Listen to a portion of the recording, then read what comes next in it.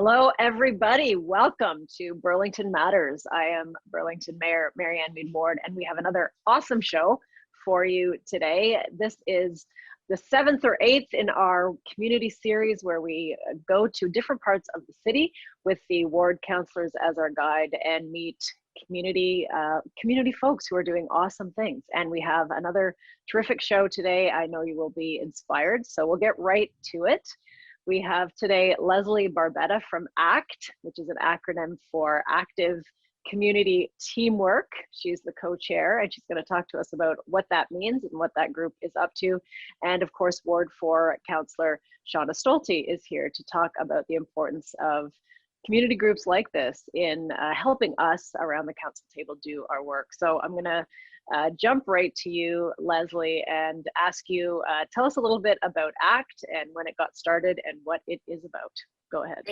Great. Thank you so much, Mayor Mead Ward and Councillor Stolte, for having me on. So ACT, or Active Community Teamwork, was informally formed a couple of years ago as a community response to dealing with some challenges created by a very disruptive Airbnb.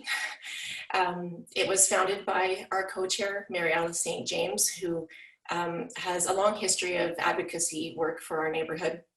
And I already knew Mary Alice from our time spent working on the Shore Acres character study. So I teamed up with her to help represent our community's voice at City Hall and on the Airbnb issue and others as well.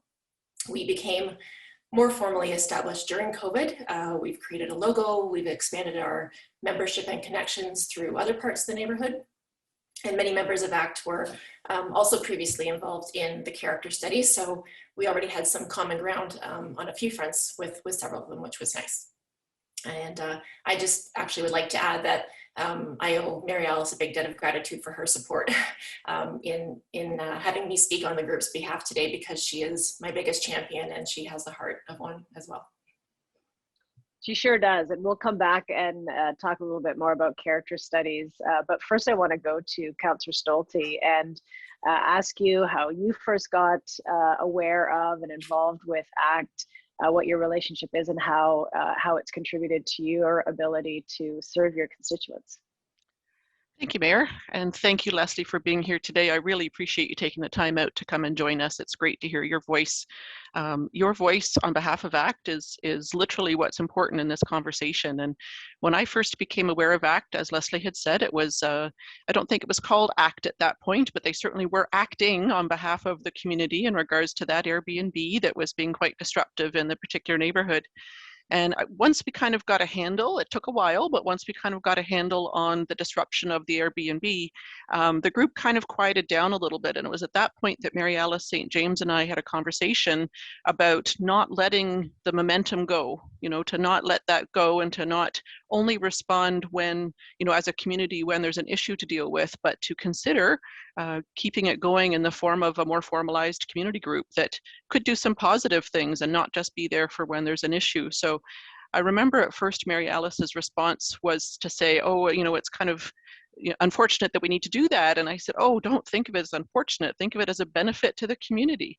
So she and Leslie got together and had a conversation. And at that point, we had a great opportunity with the city of Burlington where we were able to connect Leslie and Mary Alice with a group in our community services department who was able to kind of walk them through the process of establishing some goals and setting some priorities and kind of walking them through how they could formalize in a little bit stronger way.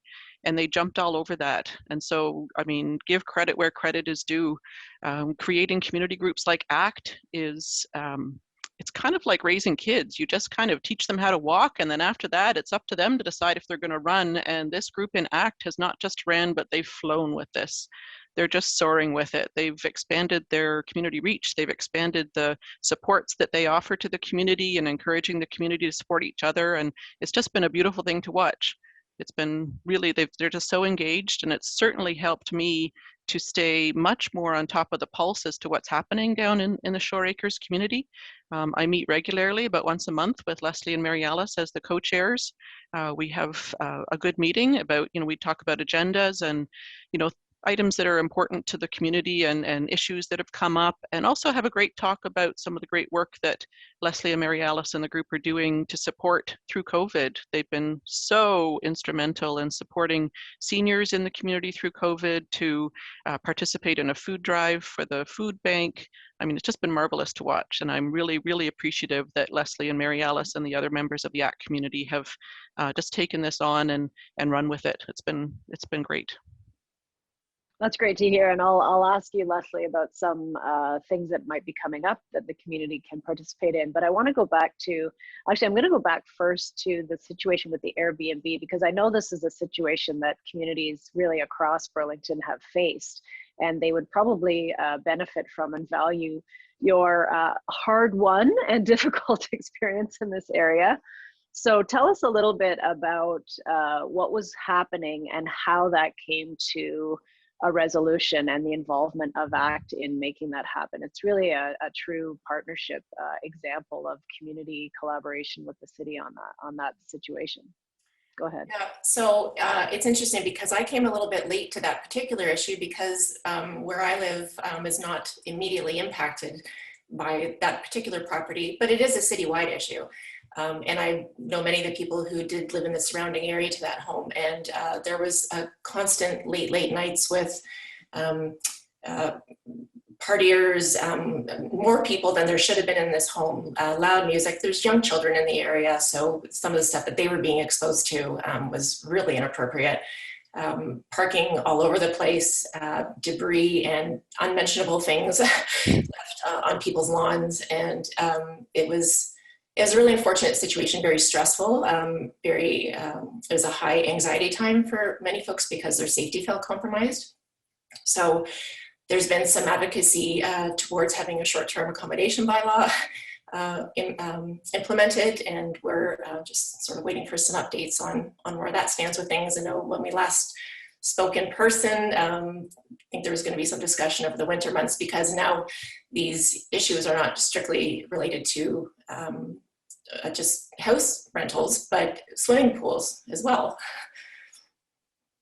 Yes, we've just heard that people renting out the pools in their backyard, and this was functioning much like an event center. I mean, people would book it for wedding parties or bachelor parties or things of that nature, and believe it or not, I guess it was cheaper than renting an appropriate, hall and venue. And I believe that's how the city was able to get involved, that it's not zoned for that. Right. You can't have an event center and a party hall in an established neighborhood. So I'll turn it to Shauna to see if you have any update for the community on, and we can certainly talk more about council's role in this, but where that's happening from a bylaw or moving forward with additional regulations on Airbnbs. Yeah, thank you, Mayor. So as Leslie commented, that certainly that particular property, as you have mentioned, was being run more as an event center. So it was a good learning experience for a number of different departments, bylaw, parking, and so on, and council, as far as understanding how we could affect change and implement some stricter not rules, because we weren't able to, but to be really clear on that zoning issue, to make sure that community understood that having a party house or a event center within an established neighborhood coming out of a single family residential home was not something that the city was going to be able to support, and would actually go so far as to put across pretty strict regulations to make sure that that didn't happen again. So I think that set a precedent, which was really good. As far as the short-term accommodation bylaw, it is certainly still on the books. It's a little bit been on the back burner with COVID and with a number of different projects and initiatives that the planning department has had on the go. It unfortunately has been a bit of on the back burner, but it is still going to be dealt with. And I think that, as Leslie brought up, it's now affecting swimming pools. Not that that's short-term accommodation, but it kind of falls under the same category as far as people in single family residential zoning areas using their properties for commercial purposes. And it's something that we do need to kind of keep on the alert of our planning department and try to encourage. And if that means that we need to, as council, increase resources to our department as far as being able to take a better look at this and deal with it, sooner rather than later, that would be really beneficial. Absolutely. And maybe the silver lining piece on this whole experience was that the city did have some existing bylaws to address it and shut it down. And Shauna has mentioned some of those. So, and in fact, community complaints to Airbnb and other of these short-term rental apps, if you will, or platforms, got them delisted. And so there's a number of steps that can be taken immediately and in the short term until we have the opportunity to figure out what additional tools we need by way of a bylaw, but we're able to address it in that situation with some of the existing tools available to us. So anyone watching out there, we do have some of that already. We will absolutely use it, and again, it was really helpful to have the community coming forward and telling us what was happening on the ground in your neighborhood, so that the city could step in. Just changing gears now, I do want to come back to the character area study, because I know that a lot of neighborhoods are feeling the pressures of infill development, bungalows being torn down, much larger homes being built, and impacting the character of the neighborhood, but also the livability of the neighborhood. So that you're going to tell us more about this, Leslie, but that is kind of in a nutshell what prompted the character area study in this area and a couple others in the city. So talk to us about what the outcome of that was and kind of where it stands now in terms of progress, if any, the community's made on protecting character in established neighborhoods. Yeah, sure. Well, I could probably do an entire episode for you on this topic. And I think you could. I'm sure Councillor Stolte must have a binder full of emails related to some of the issues that have arisen as a result of infill development in this area. But basically in 2014, the character study process was initiated in our neighborhood due to growing concerns about how new developments were changing the landscape of the neighborhood. And as a result of several years worth of meetings and discussions, there are now some design and setback provisions in place on new builds and additions. But some of the concerns from the original part of the process still remain, and there are new ones that have surfaced, because we're now starting to see the trend of much deeper and more expansive basements. And they're essentially becoming these entire houses within a house. So one of the chief concerns is what that's doing to the water table and the impact that's having on neighboring properties, because we live in an area that has been subject to severe flooding in the past. And as all water drains towards the lake, development is going to impact how that water flows. So there doesn't seem to be right now strong regulation on what's permitted to be built underground. So in situations where a much bigger development is being constructed next to an older home, there's concern for the potential of flooding. We've been participating in Conservation Halton's floodplain mapping review that's currently in the works. So we're looking forward to the next report in the early part of 2022, I think, and hoping that there's something that can help regulate massing both above ground and below ground in areas like ours, because there's a number of folks who get very anxious when we have storm systems like the one we've had this week here. One of the other challenges of infill development, and maybe it's better to say overdevelopment, is the friction that it causes within a community, sometimes pitting neighbors against neighbors. It's especially upsetting for some folks when it's at the hands of somebody who has no intention of planting any roots in the community, or with no regard for other stakeholders. It generates some anger and distrust amongst folks. Some people have actually been felt forced to move away because they can no longer enjoy their homes or backyards. Privacy loss is a big concern because mature trees and shrubs are getting ripped out to make way for these much bigger homes. And you talked about bungalows and sort of housing and development mandates aside, a lot of people in our neighborhood believe in the practicality of bungalows. A lot of our residents have been able to stay in their homes as long as they have, because everything they need is on one floor. So we'd love to see this style of housing preserved because it accommodates a lot of different niches. So we've been anxiously awaiting the zoning review process, which we know is coming up hopefully soon, and just to see how we can positively contribute to that conversation.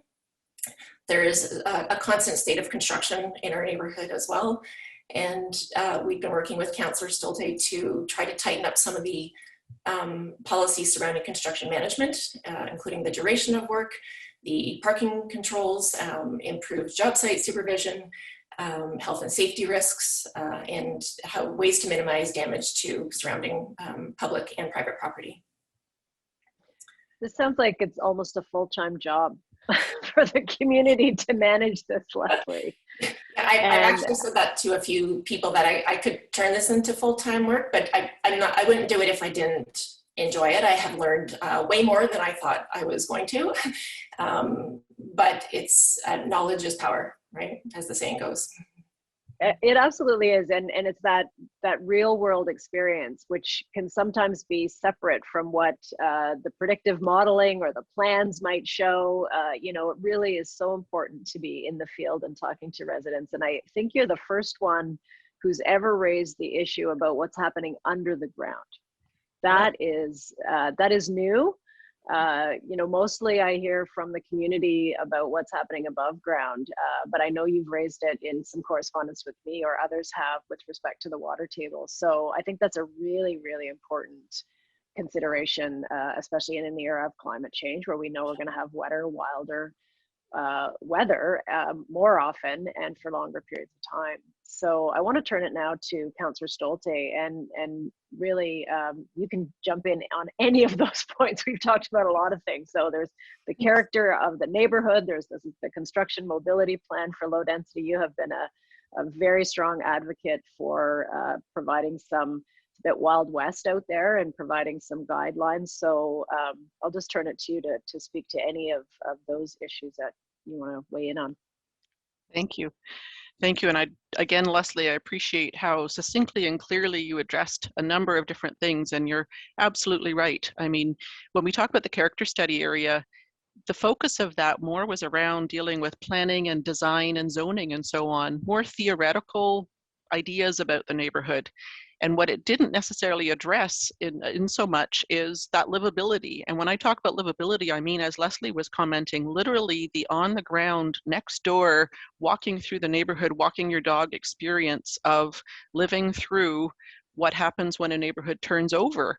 And the reason for that character study area was that, you know, we were well aware of the fact that a lot of these older neighborhoods are reinventing themselves in a way. Actually, they don't want to be reinvented, but, you know, there are homes coming in, and we need to protect the character and the design of those neighborhoods. But just as importantly is what it's like to live in that neighborhood as it's turning over. And those construction management guidelines, that started as a conversation more in regards to the construction management guidelines for, you know, downtown, the neighborhood centers where we're getting the higher condominium builds and so on, as far as talking about haul routes for dump trucks and so on. And that's not so much of an issue in the low-rise residential, but what is an issue in the low-rise residential is that we've got some streets down by where Leslie lives and in other neighborhoods around Burlington where we could have 5, 6, 7 different infill development projects going on all at the same time.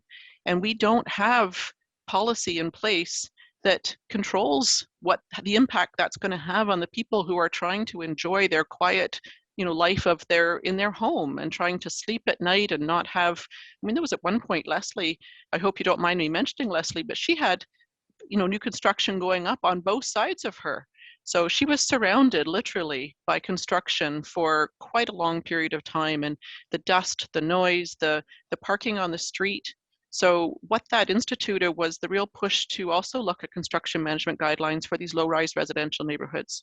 And it is challenging because it is like the Wild West, as you mentioned, Mayor. I mean, it's been a challenge because I know that staff are on board and wanting to try and get this figured out, but the reality is that the creation of policy around managing the construction, particularly in low-rise residential, it crosses multiple departments: building, planning, bylaw, site engineering, parking.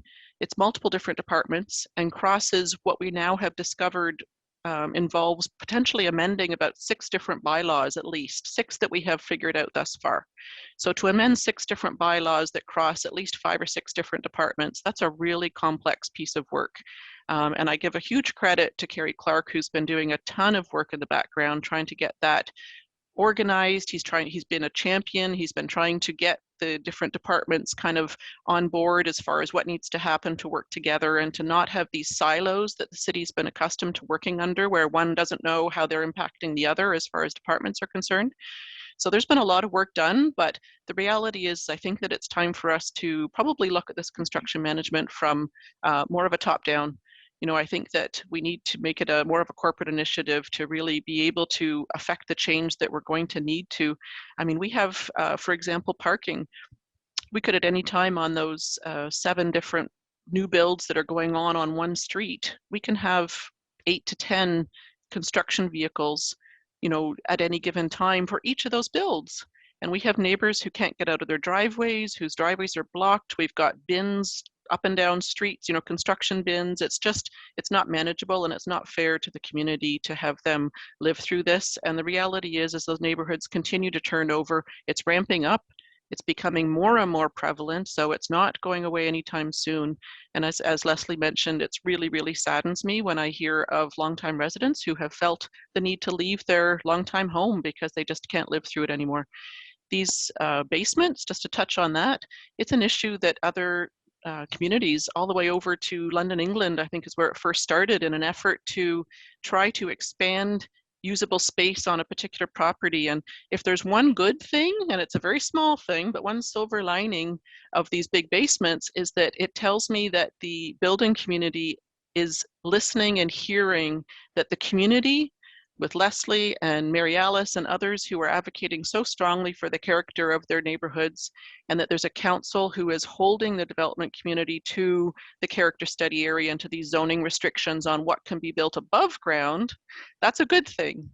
Unfortunately, the reality is that the building community has discovered that there aren't regulations about what can happen beneath the ground.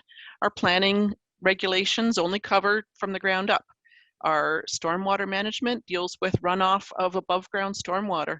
There's not regulations below ground. Believe you me, we've looked into it. And we need to try and advocate for that, because what happens is these big basements are being, you know, stretched from lot line to lot line. When it's done, they're certainly covered with some backyard in the back, but it's basically an underground bunker. And there's no doubt it's having a huge impact on neighboring properties and adjacent properties. I know of a few who've had to install not 1 but 2 sump pump systems to keep basements dry that have been already dry for 50 years, and suddenly they're having issues. So it is a big issue. The construction management, the big underground basements, there's a lot of work to be done still. So work in progress. We're going to try and leave this on a hopeful note for everyone in our last few minutes, but rest assured that with the help of our community and strong advocate in Councillor Stolte, and really a willingness and a desire at council to address these things as they have emerged, as we've learned more about them, and you know, and another concern that affects all of this is that we have no ability to compel timely completion of any construction. So we've had some builds where, you know, in my time on council, that have been abandoned mid-course, things falling down, just an eyesore. And so that's where we also need, on some of this, the help of our provincial representatives, because these are areas that are outside the jurisdiction of the municipality. We bump up into the limits of our powers all the time because we're a keen council, but they're there, and the limits of our legal jurisdiction. And so finding a way within our toolkit to address these issues has not been easy, but we are certainly committed to that. So just as we wrap up the last few minutes here, Leslie, I did want to talk to you about, or hear from you about the benefits, you know, beyond some of the issues, the advocacy issues around bylaws and some immediate pain points in the community. What have you discovered has been a benefit to, you know, pulling folks together and sort of the long-term or maybe unexpected benefits that you've had? Yeah, well, first and foremost, one of the key benefits in bringing neighbors together is having a collective voice on local issues. We feel we made a stronger impact when we've advocated as a community group or as representatives of the community. We filter, as you may have guessed, through a fair bit of local and local and regional information. So having this platform allows us to keep other residents up to date on meetings, workshops, surveys, decisions that affect our neighborhood. We send our members regular newsletters or updates about anything that we think they should be informed about, or things like eco initiatives or other ways that they can get involved. But as the group has evolved, so have the benefits, and I would say in particular the connections and friendships that have come about it. So one of our members said a couple of years ago that, you know, knowing your neighbors creates a sense of safety, trust, and security for everyone. And it's an interesting point because I think it's something people don't realize until it's gone. And I experienced that firsthand a few years ago when 6 of our nearest neighbors moved away in over a 2.5-year period. And all of a sudden we knew nobody. And it was actually, in hindsight, kind of an upsetting experience because we had excellent relationships with all of them. And it was, you know, I sort of felt lost in my own neighborhood. And I guess I needed to fill a void in a way. So I sort of went searching for new friendships in the neighborhood. But it's turned out to be a blessing because some of that trust has been restored. My faith in humanity has been restored, that there's people who genuinely do care and want to be connected and want to feel like they're part of a community. So it's just great knowing that there's others, or knowing that we can help others if we're called upon. And, you know, that especially for our golden agers, as Mary Alice likes to call them, we've been very supportive of them in a number of different ways, but I think it's helped them feel safe and secure in their homes too. That's awesome. 10 seconds to you, Shauna, and then we'll wrap up. Any final thoughts around the benefits of this group? I think Leslie said it all. The high level of engagement, the pragmatic solutions coming from the community. It's been a wonderful addition, and it has certainly helped me in my role working together with Leslie and Mary Alice and the whole ACT group. That's awesome. Thank you so much, both of you, for being here. I know that a lot of residents are experiencing some of the things that you've highlighted, and I think there'll be, you may get more members actually from outside the neighborhood. I hope they look you up online and find you, and certainly we can make those connections. So wrapping up our tour of the neighborhoods, connection with communities, I'm Marianne Mead Ward, and I'd like to thank Leslie Barbetta from Active Together Community, did I get that right? Active Community Team. Teamwork, yep. In Ward 4, and then of course Councillor Stolte, the councillor for Ward 4. Thank you both for being my guests and for sharing very openly about the situation you face and some of the things we're working on. Signing off, I am Burlington Mayor Marianne Mead Ward. Have a great day, everyone.